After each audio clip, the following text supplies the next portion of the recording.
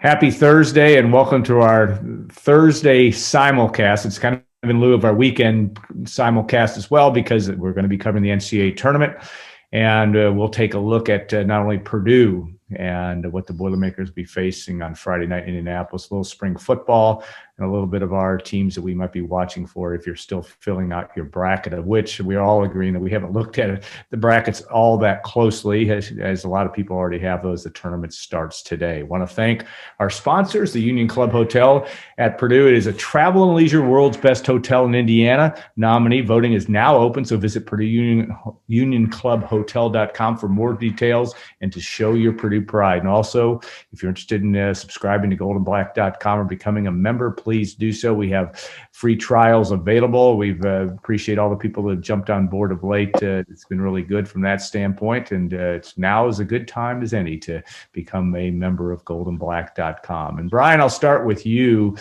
Obviously, a lot of anticipation here. Friday, the Boilermakers take on the Mean Green of North Texas. It's just it is a strange feel just because media is a little bit different, to say the least. The fact that the team has been down there since early this week, they've settled in, so to speak. But just your initial reaction to what Purdue's going to face down there, but also the challenges of the 2021 tournament. Yeah, I think this is not an opponent to be taken lightly. Obviously, they got hot at the right time, won their conference tournament. After an interesting season, because a lot of their games against the best teams in their conference got canceled. So that was really, I guess, kind of the first time they had played the upper echelon of Conference USA was in the postseason tournament, and they won the thing. So obviously, not only are they a pretty solid team, they're a pretty good defensive team, and they're hot at the right time. So that's always something that you have to take very seriously this time of year. You have to take everything very seriously this time of year. Matt Painter told his team that there's not a team in this tournament that can't beat you, and there's not a team in this tournament you can't beat. And, I think that that's obviously the approach Purdue has to take here. They can't take anything for granted. This is going to be an uncommon tournament. There might be a couple of little modest advantages baked into this whole thing for Purdue in terms of, playing in Indy for whatever that's worth, playing in a facility, at least in the first game you've already played in, for whatever that's worth, not having to deal with as many travel hassles as everybody else did. Not that that's all that big a deal.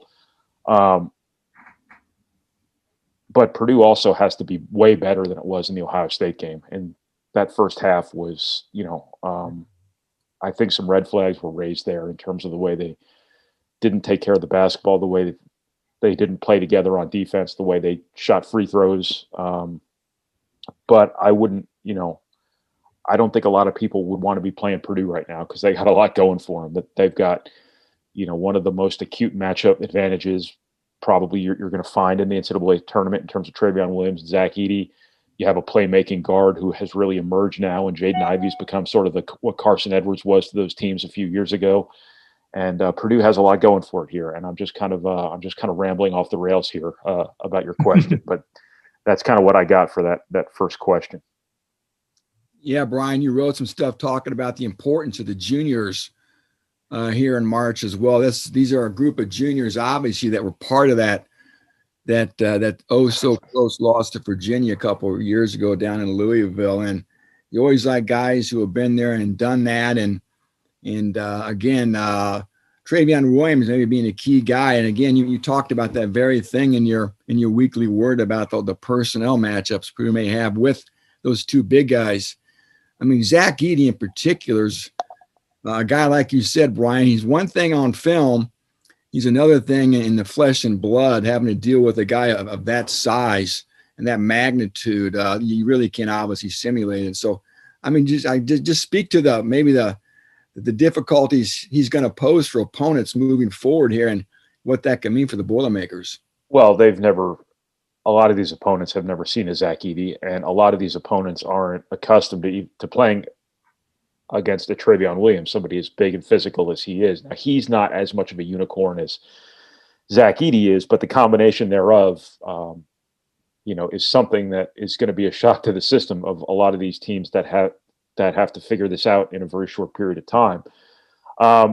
that can go both ways though too, because if all of a sudden the other team throws something completely funky at you and it's something you have a hard time adjusting to, or it takes you too long to adjust to it, or it is something that your solution to it comes at the cost of a bunch of turnovers or whatever it might be, or if those guys just don't play well to the point where you're maximizing your advantage, or it gets exposed on defense, or any number of things happen, your advantages can become disadvantages really quickly. But at least in terms of influence on the game, Purdue has two guys there that are going to wield quite a bit of influence on these games. If Purdue can get people in foul trouble, that's a perfectly reasonable expectation for something that could happen on the positive side of things for Purdue. If the games get called too close by some official who's never seen a Zach Edey in his life before,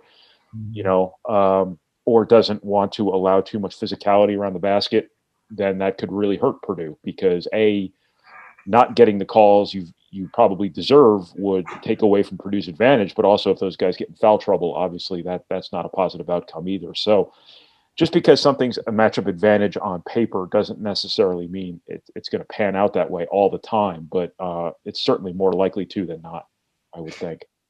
Matt Painter he wrote also about him being kind of he's stability and has been in this a long time. He's learned also, I think he's talked about it. The fact that he talked about, we can't look past anybody, and Purdue fans have the Little Rock game to look back at and be worried about if you're a worrisome Purdue fan that has no comparison to what you're going to see on Friday. But it may have had an impact, and I'm not saying Purdue looked past Little Rock. I'm just saying Matt Painter has said, this is the one-shot deal, and you got to put all your eggs in one basket for North Texas. Talk about his role here, and he's now an over 50-year-old coach that's been at the same place for a long time, been in a lot of NCAA tournaments. That has to be an advantage for Purdue.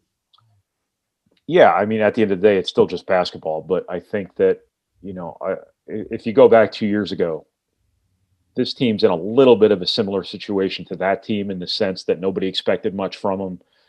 Early in the year, you had a lot of new guys in new roles, not necessarily new guys then, but guys in new roles, all of that stuff. And nothing was expected of them before the season. They had a great season, to the surprise of many. This team is largely in the same sort of position. Yeah.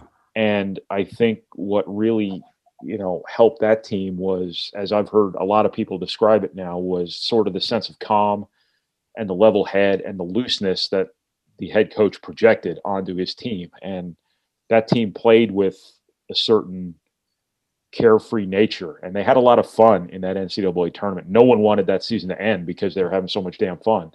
On top of the fact that obviously they wanted to win, but that team, for the most part, was a pretty joyful team playing. And I think a lot of that came from the head coach, and that wasn't necessarily his reputation all the time. I think people had this thought in mind that Matt Painter was this guy who clammed up in March. I don't know if that was ever reality, but I think that that's sort of the way people perceived him. I never really got that sense, but what do I know? But I think that what he's been lately has been the opposite of what people maybe thought he was back in the day. I think he's just kind of cool about everything this time of year. I think he's just really laid back. I think he's really wise. I think he's really calm. And I think at least the last time out, he projected that onto his team, and it really, really benefited them. Now, that team played with a certain edge to them that I think trickled down from Carson Edwards, a certain fearlessness. Yeah. I think that was part of it, but I also think there was a certain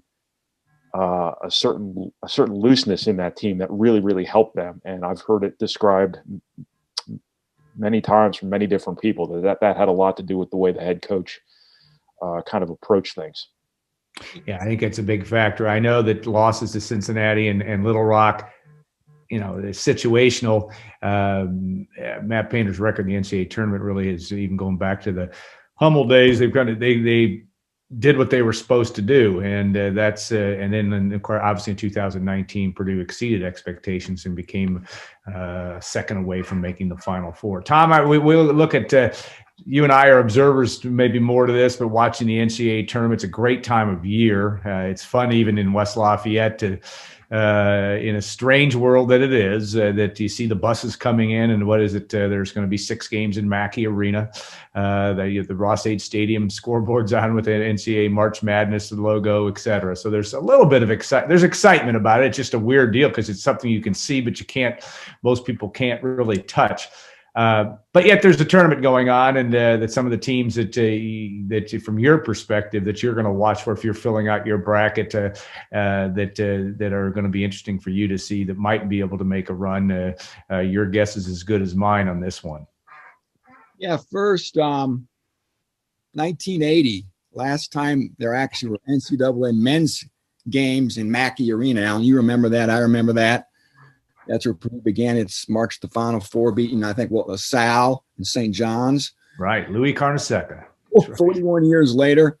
Cool event. I like what Brian wrote about, too, this week, about the notion of maybe, how about having some of these, making it a tradition to have some of these first and second round sites beat college towns. I love that. I really love that. I'm not a fan of going to these 18,000 seat arenas in large metro areas that largely don't care. Tap into the college atmosphere that makes the sport so special. That's why I love college sports more than the pros, is that passion, the youthfulness of it that these communities bring. But I digress. The bracket, guys. You know, there's a few teams that a lot of people are sort of hot on. Myself, I like the 2 teams out of the SEC, Arkansas and LSU. A lot, of course, Arkansas is in Purdue's South region. Playing very well. And LSU, guys, I know they're just an 8 seed. They can get by St. Bonaventure. They may be facing Michigan in the next round, guys. I think we all can agree. Most experts agree that Michigan could be very vulnerable without Isaiah Livers. Who knows? LSU could be an 8 seed that makes it to the second weekend. Oklahoma State out of the Midwest, too, playing pretty well. I think a lot of people seem to think, they're a 4 seed. Maybe they're even underseeded as a 4 seed too. And guys, I guess the one double-digit seed a lot of people are excited about is Ohio. They've got Virginia, guys, 4 seed. If you follow the news, you know the issues the Cavaliers are dealing with COVID right now, unable to practice. I don't think they're going to get to any till Friday, I believe I heard. So who knows what condition, they're going to be. Ohio is a very good team out of Lamac. If they get by UVA, maybe they have Creighton the next round. Who knows? You could have a 13-seeded Bobcat team. So those are some teams that maybe aren't top 2 or 3 seeds. I think that a lot of people are sort of liking, and from my research, my reading, my watching of these games, seem to be at least some squads I'm going to be watching these next few days. Yeah, it's going to be interesting. Thursday, historically, this was it is going to be somewhat of a full day because of the first 4 games, but not like it is usually. And the tournament has been moved back or kind of reassembled. Again, nothing's normal. One team that I like, that just because I liked the way they looked when Purdue played them as much as any, is Rutgers. Has an interesting draw. I like that team a lot. And yet you're right about one thing. COVID, stating the obvious here, COVID is just the great equalizer. We don't know where teams are going to be. And everybody's counting Michigan out. You're right about the LSU game and LSU's passing the eye test, et cetera. That's going to be interesting. I'm really like Illinois. I've liked Illinois all along. That's not a great pick because a lot of people like Illinois to win it all. But there's somebody out there that, like you said, like in Ohio, somebody this year that is going to be a surprise just because of this crazy world we're living in, but also the typical nature of the tournament, the old 12-5 sequence that has historically fallen. I think what Ohio's a 13, but that's going to be an interesting to follow. Brian, I know you've been busy covering Purdue, but anybody else out there of all the teams you've watched this year, and certainly in the Big Ten, anybody that you're talking that you think, well, maybe somebody's counting out a little bit, but that you like to see make a run? Not really. I really like Illinois, obviously, like everybody else. I'd be surprised if they're not at least in the Final Four. I wouldn't count out anybody from the Big Ten, to be honest with you, because I think once all of these, I've said this before here, but once all of these Big Ten teams get away from one another, and stop beating on one another, I think that things are going to get a little bit easier on them. And I think it's the old saying, where players say that when we get to competition, our practices are harder than the competition. Well, you know, what the Big Ten has been doing for the last 3 months is going to be more challenging, will have been more challenging than almost anything they can face from here on out. So it wouldn't surprise me if a Maryland or I'm suddenly blanking on State, Big Ten maybe, teams, I don't Ohio know. State, whoever it may be, if one of those Yeah. teams gets hot at the right time, makes a bunch of threes or whatever, can execute their offense a little bit better than they could during the Big Ten season because they're not getting elbowed in the face every time they try to come off a dribble handoff and nobody's calling a foul. I think that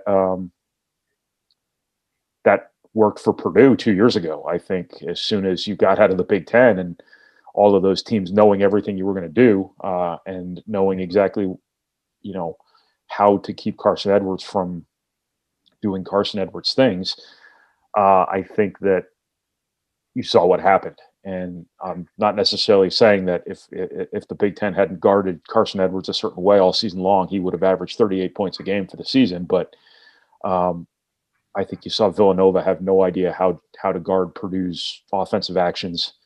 And I think that's just going to be the nature of the Big Ten here this year, where once you get away from that level of scouting, once you get away from that level of coaching, and once you get away from that level of physicality and defense, things are going to get easier. So it wouldn't surprise me one bit if some rando from the Big Ten, you know, ends up going to the Final Four that nobody would have expected. And that's kind of a mouthful because there are a bunch of people in this league this year that nobody would be surprised if they got to the Final Four. And to be honest with you, I think nationally Purdue might be one of those teams. I don't know if anybody's going to bat their eye this year if that happens. So I don't know how many teams would even qualify as a rando from the Big Ten anymore. Yeah, that's a good point. But I think the Big Ten might be set up for success here. Michael Wilbon, I know, they picked Purdue in the Final Four. Again, from a national talking point standpoint, there certainly have been folks that have put him at that level or Elite Eight or whatever. Not that matters. None of this matters. It's just kind of the fun of this tournament in terms of that and seeing what does in fact transpire when we see games played. And I think there are teams out there that there's always a storyline. There's a Sister Jean storyline every year in some form, and it might be who knows where that's going to end up being when it comes to tournament time. We'll start to find out later today. I think 3:00 the first game. 6:00 I think is the first game in Mackey Arena for the tournament. So Tom, will take last day of spring football. They had good weather, at least the last couple of days, but it's going to be colder tomorrow. I think they'll probably be outside still for the last scrimmage, but hard to glean exactly, but Jeff Brom seems to have they've made some progress, at least from his perspective, and it's all going to wrap up literally before the first day of spring with the scrimmage tomorrow in Ross, or I don't know if it's going to be in Ross-Ade Stadium, but it's going to be a scrimmage. Yeah, third and final scrimmage of this spring season for the Boilermakers. Like you said, Alan, officially the spring season doesn't start until Sunday, I guess, officially as far as the calendar goes. People will have that in the books. And you're right. It's hard to glean too much from spring practice, especially with so many guys missing it because of injuries and whatnot. But still, talking to Coach Brom and others, you get a sense there is some optimism. So much to get done on defense. We all know that, guys, with the 3 new assistant coaches. Of course, we expect a 4th new assistant defensive coach to be hired soon after spring drills concludes here on March 19th to fill Anthony Poindexter's job. So again, early signs on the defense are encouraging, but again, a lot of key guys were out. And offensively, fellas, the big key, I think, is that offensive line getting more physical, knocking people backward, becoming better in the run game. And while the line may not be Brom's most talented, it certainly has it's more depth than he's ever had. So there's more possible options to play up front. They seem encouraged by that too. So, yeah, guys, I think by and large, it seems like it's been a pretty successful spring. There's still a lot of work to do. I think this roster still is going to have some change. that impacts it here moving forward here via the portal. Maybe some guys are going to leave after spring practice. And again, I think Purdue's still shopping the portal too. So a lot of moving parts for the Boilermakers still as they, look to punctuate the end of the spring session on Friday. All right, 5 new folks they're come to Purdue from the portal, and that's obviously a storyline we'll be watching. All right, we because our simulcast last week was midweek as well. It was prior to the Drew Brees announcement, and Brian, I'll start with you. And it's a hard thing to put into a few words, I suppose. But Drew Brees makes his announcement through his kids on Instagram on the 14th or whatever, if that's right, the date that was. And yet hard to minimize. No one's going to minimize his impact at Purdue. What I guess my question for you is, what do you think? We know he's going to work for NBC and do some of that, but what do you think he's going to? How much do you think he still is involved at Purdue? And do you see that being more, or is it just one of those things we may find out in the next 2 to 3 years how he settles in? I mean, he's obviously been extremely involved with the Purdue football program since he's left Purdue. Well, I don't see why it would change. He might not be quite as visible as he was when he was playing, but I mean, if he didn't turn his back on Purdue when Purdue was winning 1 game a year, and he had no incentive whatsoever to associate his brand with anything that wasn't excellent, I don't know why he would, turn his back on Purdue now. He might have a more open schedule. He might be around to do Notre Dame games more for all we know, so he might be able to pass through West Lafayette more often. I don't know. I mean, I'm sure he's going to keep plenty busy and quote unquote retirement. But I don't see why he would not be involved why he wouldn't be involved with Purdue any less than he already has been. Yeah. I think it's an interesting, he certainly has, your point about being around Purdue, and we still have the photo from, I think it was the Illinois game in 2013 when he was there, and there was about 10 people in the stands, but he was still, front and center, did shout that game as I recall. And that's, I think, is an excellent point about what Purdue will probably expect from Drew Brees down the road. Tom, you wrote about your experience with him in 2000, but also some of the best games that, just putting this guy, the way he put a Band-Aid on this program and kept to some extent, I mean, he's been the face of the program really since maybe arguably, it hasn't changed since 1998, really, in a lot of ways. I mean, if you think of Purdue football, you're fortunate enough to think of Drew Brees. That legacy is still going to be something that Jeff Brom and company will try to utilize as much as possible in an honest way throughout from now till the end of time, so to speak. I mean, I don't think Purdue's ever had a more impactful football player. I mean, from a personality standpoint, from what he meant to the program, I don't think that can ever be overstated. Like you said, Alan, it resonates today, some 20 years later, right? And didn't just transform Purdue football, helped transform Big Ten football, along with Joe Tiller's arrival in 1997.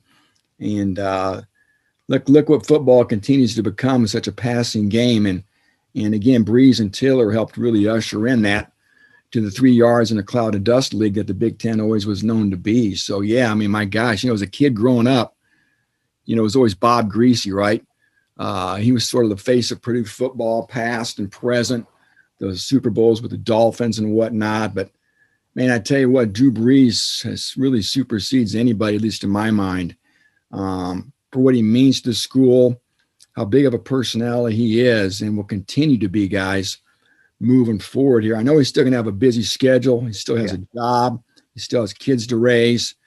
But like Brian noted, I think he's still always going to find time for a university. That obviously means a lot to him and his wife. So it's going to be cool to just watch that relationship change and continue to morph here moving forward.